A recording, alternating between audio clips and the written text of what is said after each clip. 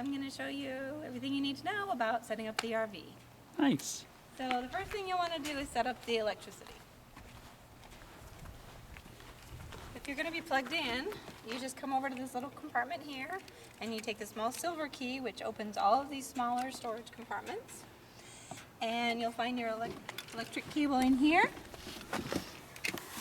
and you're just going to plug this cable with this plugged into it right into your shore power at your RV park. Now what you want to do is plug this in first, and then you want to look to see, and there's directions on here, you want to see 2 yellow lights, and that means that everything is wired correctly. Up here. 2 yellow lights up here. And if everything looks good, then you can plug right in and you should have power. If there's any issue, you don't see the yellow lights there, you might want to talk to the RV park. So there might be a short or something like that. So once you plug that in, you have power. Now if you're not staying at an RV park that has power, you'll be able to use the generator. And we'll get to that in a minute.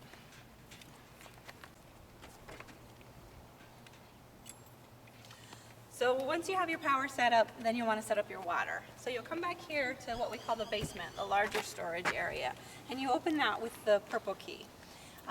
The thing you want to know about these storage areas is the little silver key that opens all the small compartments is universal.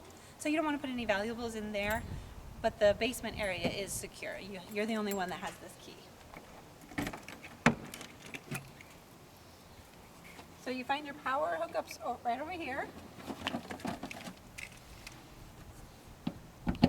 Now, if you're going to be staying at an RV park, it's super simple. You have this little guide up here, and you're going to set it up city fixtures, which means just like if you're at home, you're going to turn this dial to 2 and 6. So that means 2 and 6. And you're going to plug in, this should already be plugged in. Okay, this will be plugged in here. And the other end connects directly to the water source from the RV park, and you're good to go. You don't need to do anything else. Water comes out of the hose just like if you're at home. Now, if you're going to be filling up the tanks and then driving away, then that means you're going to do what we call city fill tank. And all of these directions are inside the RV as well, written down. So in that case, you would set the knobs to 1 and 6, and you would fill the tanks. And then when they're full, you just disconnect from your water source, and you want to set it back to normal, so 3 and 5. And then you'll need your water pump because you're pulling the water up from the tanks to your various faucets. But still pretty simple. And there is an outdoor shower right here if you want to rinse off. Works just like at home.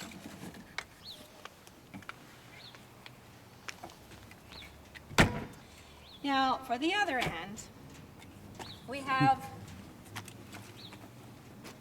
the sewer hose right in here.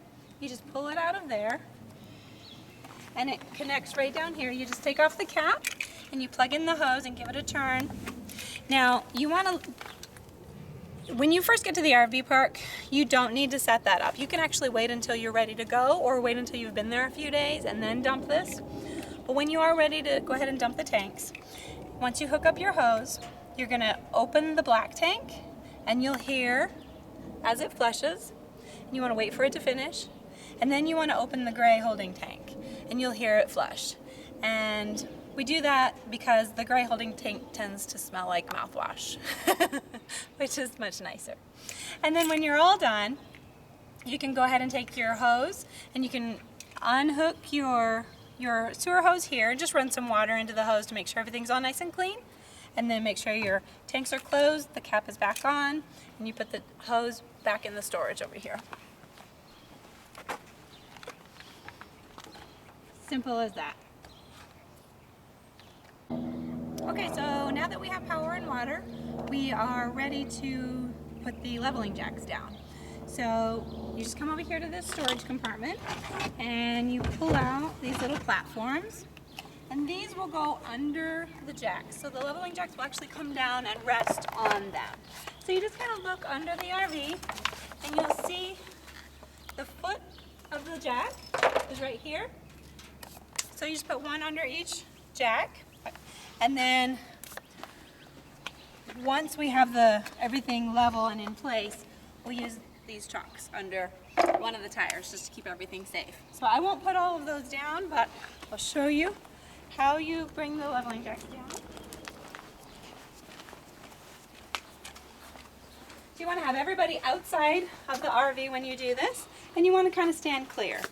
So you can't really see it from the video, but right here on the wall, it's called a Bigfoot leveling jack system. And you can see it says Bigfoot on it. So it's simple to operate. You just hit system power, and then you let it do its self-diagnostics. It's trying to figure out what's level, what's the high point, what's the low point. Once it has that information, then you just hit auto, and that will bring down all 4 of the leveling jacks. And it does take a minute for it to start, but then you can hear the jacks coming down. So it brings the jacks down, and it checks level, and then it sometimes needs to make some small adjustments from there. And that process does take a little bit longer if you have water inside the tanks, because the water sloshes around, and that adds a little bit of time to the system, the process.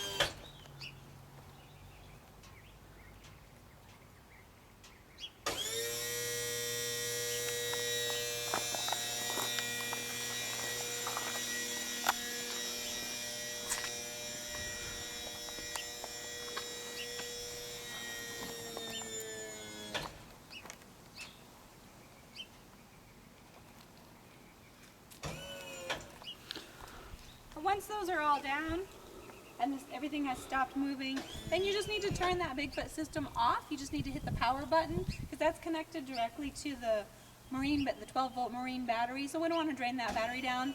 So we just turn that system off, and then you're ready to, you don't have to do anything with it until you're ready to go.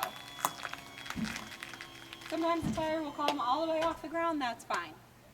Whatever is level is level.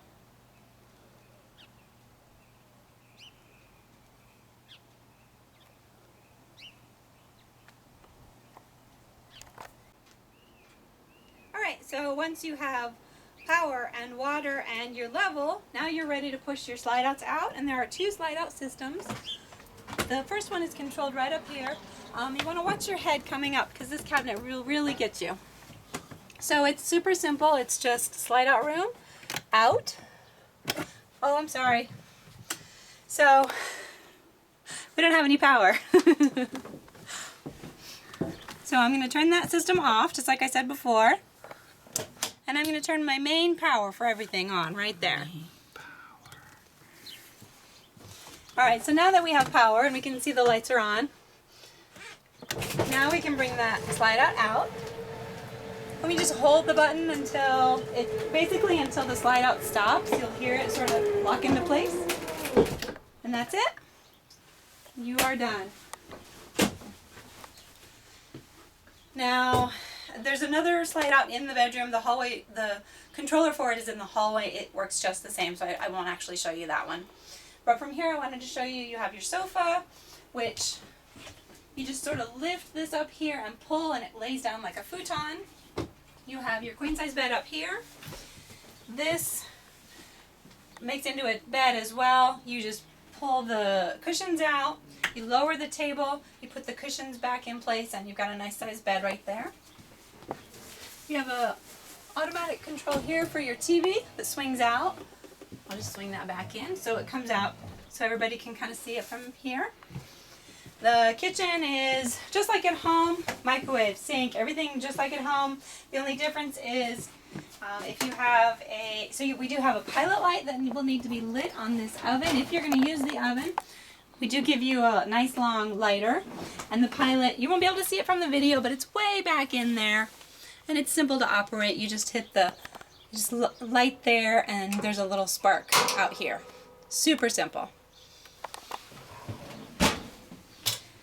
The fridge operates on both AC and propane. So if you're plugged in at home, you're going to turn it on, and if you're plugged in at the RV park, it's just like at home. You just turn it on, and it's AC, and just like your fridge at home, fridge and freezer here. Otherwise, you want to run it on LP gas, like if you're driving, you want to have it on LP, and there is an auto setting. that you can choose so that it'll recognize the power source. If there's no AC power, then it'll switch over to LP for you. And you don't have to worry about running out of propane. You also don't have to worry about filling the propane. We do that. Now, in the bathroom, the only thing that you need to take note of is the hot water system. It's a tankless hot water system. It's a little bit different than your standard tank hot water system at home. I have all of this written down, but just to kind of go over it, you want to set this to sort of a medium setting unless it's extraordinarily hot or extraordinarily cold outside. And then turn the water on. And it doesn't matter if you're turning the water on here or in the shower. So the way the tankless system works is the temperature is determined by the flow of water.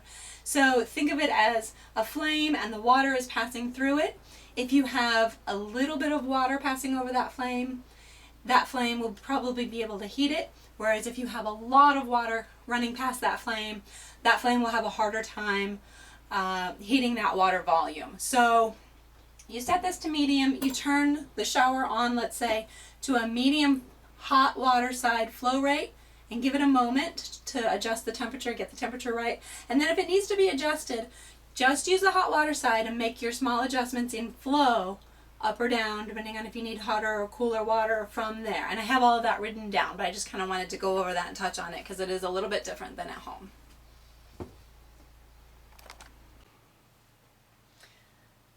Okay, this is your air conditioner and your heater. It's just like at home. You can set the temperature where you want it. The only difference is it runs on both. You can run it by your shore power, or you can run the heater from propane, which is nice. So it's just on or auto and then set the temperature just like at home.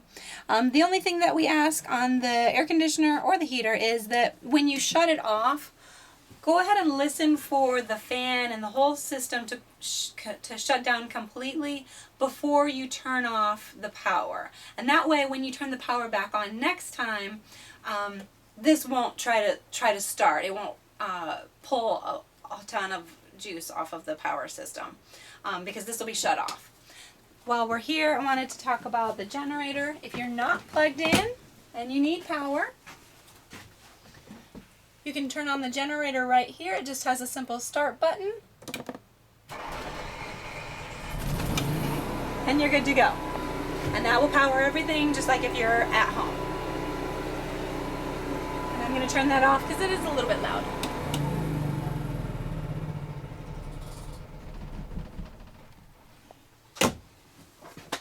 And that's all you need to know.